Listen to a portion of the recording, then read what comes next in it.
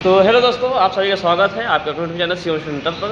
तो दोस्तों, अब आप लोगों को एग्ज़ाम में जैसे कि आप लोगों को पता है कि अब ज़्यादा समय नहीं है, ठीक है।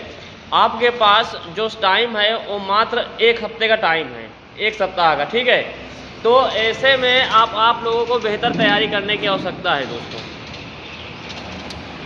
अब इसके लिए आपको मैं कुछ महत्वपूर्ण बातें बताता हूँ, आप लोग ध्यान से समझिएगा।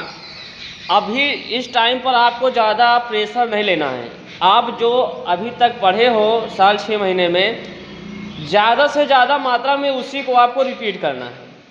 कहने का तात्पर्य है कि अगर आप रिवीजन करते रहेंगे तो क्या होगी, चीज़ें आपके लिए आसान होती जाएंगी और नया तैयार करने के चक्कर में आप पिछला भूलते जाइए। तो थोड़ा थोड़ा तैयार करिए, बट रिवीजन पर ज़्यादा फोकस कीजिएगा। अगर आप रिवीजन करेंगे तो विश्वास करिए मेरे प्यारे बच्चों, आप बोर्ड एग्ज़ाम में अच्छा मार्क्स गेन कर सकते हैं।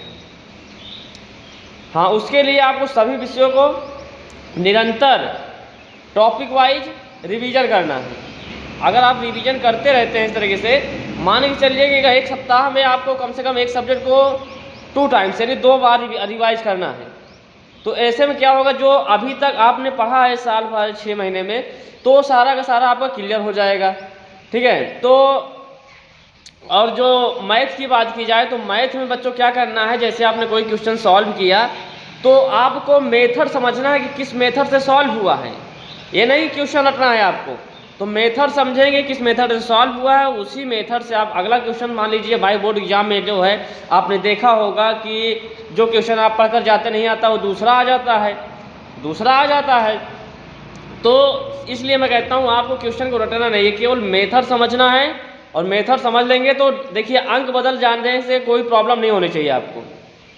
समझ रहे नहीं समझ रहे हैं आप भाई, अंक बदल जाता तो उससे कोई दिक्कत नहीं है, आपको तरीका पता होना चाहिए। जैसे मान लीजिए विलोपन विधि से आपने कोई सवाल लगाया है कक्षा 10 में, ठीक है। आप राजीव प्रकाशन लगाते हो या एनसीईआरटी लगाते हो, कुछ भी लगाते हो, हरिहर प्रकाशन, आपने मेथड सीखा वहाँ से। तो अब आप कोई सवाल उठाएंगे तो वहाँ से आसानी से हल कर लेंगे विलोपन विधि से, ठीक है।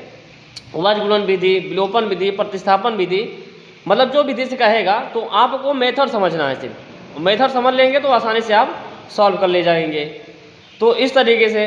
और इंग्लिश की बात की जाए तो इंग्लिश में क्या करना है आपको, इंग्लिश में ज़्यादा से ज़्यादा जो आपको ध्यान देना है वो ग्रामर पोर्शन में ध्यान देना है। ग्रामर पोर्शन पर ध्यान देंगे तो जो क्वेश्चन आंसर है वो ऑटोमेटिक आप राइट कर लेंगे, उसको लिख लेंगे। और अगर ग्रामर में आपकी पकड़ नहीं है तो फिर कहीं ना कहीं आप क्वेश्चन आंसर भी नहीं लिख पाएंगे और ग्रामर में तो कर ही नहीं पाएंगे। भाई जो टेंस है, यूजेस हैं, वॉइस है, नरेशन है, अगर ये सब कवर कर लेते हैं आप तो जो ट्रांसलेशन का पोर्शन होता है वो भी आपका कवर हो जाएगा और इसके माध्यम से आप जो क्वेश्चन आंसर होते हैं उसको भी आसानी से राइट कर लोगे। तो इस तरीके से आपको बोर्ड एग्जाम की प्रिपरेशन करनी है। मैं आशा करता हूँ मेरा ये वीडियो अच्छा लगा होगा। वीडियो अच्छा लगे तो वीडियो को लाइक, चैनल को सब्सक्राइब, अपने दोस्तों पर शेयर करना भूलें ताकि आगे आने सभी वीडियो नोटिफिकेशन आपको मिलती रहे। जय हिंद, जय भारत।